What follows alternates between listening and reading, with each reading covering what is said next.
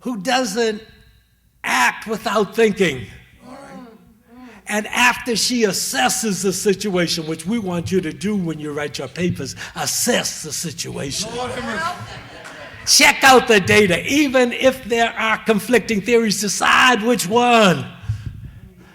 And then she decides to eat. Lord have mercy. And she then gives it to her husband, who was there and didn't say did all the time. And he eats. And we think she's the problem. Her problem is she's intelligent. Lord have mercy. And the church has done everything to shut up intelligent women, Lord, including using women to fight against intelligent women. Lord have mercy. Lord have mercy. And when they ate from the tree, they died. No, No. their eyes were open. The serpent told the truth. Oh, I know Augustine told us, didn't he, Dr. Welch, Dr. Ellison, that all this about being disobedient to God, and they were separated from God, and there was a spiritual separation and a spiritual death. Chapter 2, they ain't no talking about no spiritual stuff. You're going to die.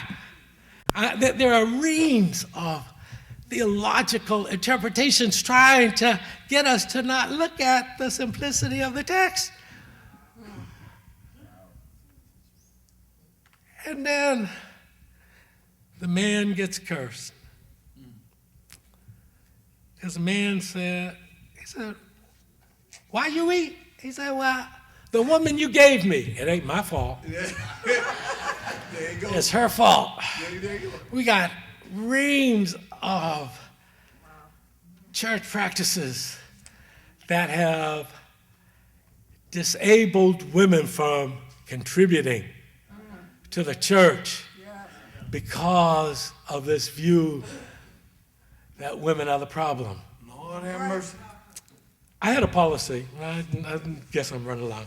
I have a policy. I will not preach in a pulpit that women can preach in. Amen. Yeah. Because in my now 35 years of ordained ministry, I've never used my penis in my ministry. Lord have mercy. Well, So I don't understand why one needs a penis to be involved in ministry. Lord have mercy. I said that at a clergy gathering, and I had a bunch of clergy that surrounded me afterwards and said, don't you ever say that again. I said, well, y'all been using yours? What's the problem?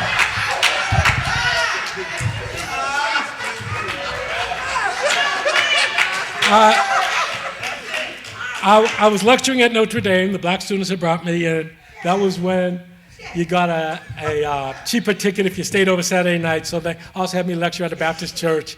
And then I was going to preach at the Baptist church on that Sunday. And when I went to do the lecture at the Baptist church, I saw there were two podiums on either side. And I knew that meant women couldn't preach there. And I knew I couldn't preach there. And I told the folk I can't preach. And they said, you got to, this will cause too many problems. So when I got up to preach, I told the congregation my dilemma, that I cannot work in a seminary that is training women for ministry, and the church does not allow them to practice those gifts. Lord have mercy. And therefore, it would be against my teaching if I stood here and preached. Lord have mercy. I said, so if you will allow me, with no disrespect to the church or to the pastor, to stand at that side podium where the women have to stand, and let me preach from there, I think I can get through this sermon. Lord have mercy. That happened the day before I was interviewed by the Status Training and Welfare Committee to be promoted to full professor. And that story swayed one of the members who didn't kind of like me to actually change the vote to support that. And the women attacked me after the service. Lord have mercy. They said I was causing problems. I said, no, I just showed y'all didn't have to go along with this. And the reason that you have these two pulpits is y'all who are paying the most money are letting that happen. Lord have mercy. And I just showed you can get away without doing that. And so, with this woman who's figured out stuff, God says, because you listen to your wife, who's more intelligent than you, I got to punish you. I was raised in classes that reminded me when our daughter Imani was one of the dancing dolls at Columbia High School. And the band leader stopped me one day when I was picking her up after practice saying, Dr. Bailey, are you the one who went to the principal and said the dancing dolls is a sexist term? I said, yes. He said, a doll is a toy. You play with toys. You're putting these young women out there on the field wearing skimpy clothes, sequins, no boys out there, and you're saying you can play with these girls. And 8 out of the 10 of them have 3.5 or better GPAs. And they're all struggling with trying to show they ain't nerds. All right. Yeah, that's a problem. That term is a problem. And we keep making folk think that women are the problem. And weak men are the solution. Lord have mercy. And so we hire weak pastors, and then they hire a woman minister of Christian education to keep the church going and keep exploiting them. Lord have mercy. And we, in this institution, will take people who have MDivs, who are in denominations that won't ordain them, and we make them secretaries here. Lord have mercy. We keep sticking with the patriarchal systems of exploiting women and demonizing women and making dumb men think that they're really in charge. And that's what this story is about. Because a woman is told your sexual desire is going to be controlled by your husband. I preached this at Unity Fellowship Church, black denomination that addresses LGBTs. And I just looked at them.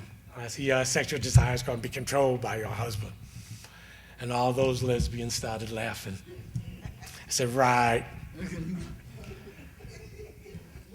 I said, but most of the same gender-loving relationships I know operate off heterosexual models. And I looked at the pastor of the church who called her wife the first lady. I said to her, ain't you the first lady? Something about how we buy into these systems that are designed to oppress us. They're designed to keep us in line. They're designed to have us not think of new ways of doing things. They're designed to not help the congregation understand that getting knowledge can be helpful to us.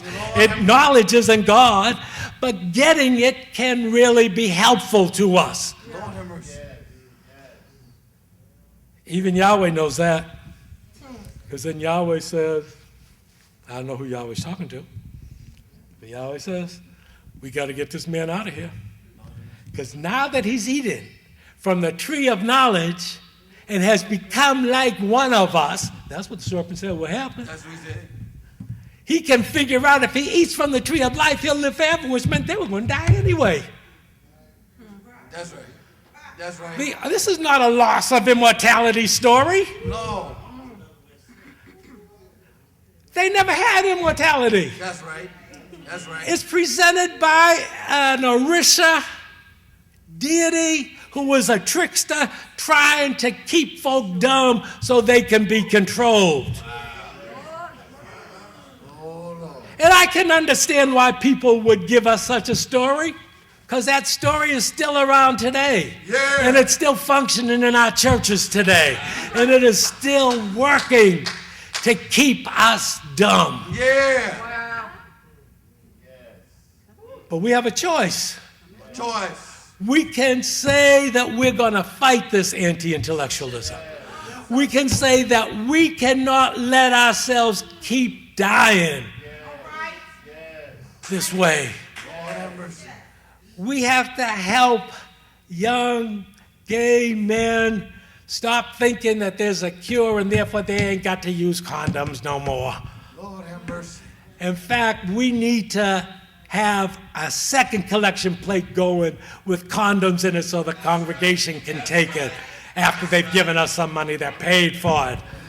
Saying, we are concerned about your life. We want you to stay alive. And especially you senior citizen women who are living in high-rise buildings with 3 men going through the sex workers when their Social Security comes the rest of the time, run through this building. We want you to stay alive, and we're committed. And we're willing to give you all the condoms to make sure that there's a possibility that you stay alive. Lord have mercy. But then, Yes, sir. if we do that, if we try to educate folk, Yeah. if we do it in a way that addresses the life problems of the people, Yeah. as opposed to getting up there and talking about, the only reason I mentioned P and J is because y'all know you don't have to do that in the church. But the question comes, can we help them understand that we have been taught to submit to oppressive power, and that oppressive power is what's killing us? And we do it because we think that that's the only way to get to heaven. Because if we keep going along with this mess, Dr. McQuarrie, how do we get that psychology across? That this is not an attempt to get us to heaven. We're in an attempt to get us to be free here on earth. That's why they lynched Jesus. He was a political revolutionary. Yeah. He was the Son of God, the term referring to the king in Jerusalem. He was from the house of David. He was trying to get rid of the Herodians. He was trying to get rid of the Romans. He was up there fighting against the hierarchical Jews that were going with the Romans. Except in the New Testament, we think that the Sadducees and Pharisees are the only problem, not the Romans. The Romans only crucified 3 types of people. That's it. Traitors to the state, runaway slaves, political revolutionaries. Couldn't have been a traitor to the state, he wasn't a Roman citizen. Was he a runaway slave or was he a political revolutionary? Well, he rides in on a donkey in the same way that Zechariah says, here comes your king. Yeah. And the people lay down branches just like what happens in Psalm 118 when the king comes in. Yeah. And they start yelling, Hosanna. And the priests are supposed to be saying, blessed is the one who comes in the name of the Lord. But they up there with the Romans, so the people say, forget y'all clergy, y'all ain't helping us. We'll say it. Blessed is the one who comes in the name of the Lord. And he comes in and he turns over the money changers. Yeah. That's where the Roman taxes were collected. He was a revolutionary trying to free his people. And the Romans said, we got to kill him for that. Yeah. And the text makes us think that it was because he was blaspheming. No, he was showing the people that we have to fight for our freedom. And he was also saying, do this in remembrance of me, not pass out crackers and grape juice. Do the type of revolutionary stuff that I'm doing, because they're going to get me. And don't think that they're not going to get you. That's why we change. When he said, pick up your cross, we say, it's my Alzheimer parent, my drunken spouse, my drug-head child. No, those ain't crosses. Those are personal problems. Lord have mercy. And God cares about personal problems. But the cross is putting your life on the line for the freedom of the community. And the resurrection, the cross shows us also that God can't keep them from killing us. The resurrection shows us that even when they kill us, because students kept saying to me, Dr. Paley, you keep getting fired and losing jobs and dismissed off committees here and all, and that'll happen to us if we got that. I said, yeah, but I'm still doing it. The resurrection shows us if you do this, if you are willing to not accept the anti-intellectual bias, there's something on the other side. There's something on the other side of them getting you. They'll get you, they'll slander you, they'll fight you, they'll fire you, they'll kill you. But the resurrection promises us, if you do this and fight for the people, God will find a way for you to continue on.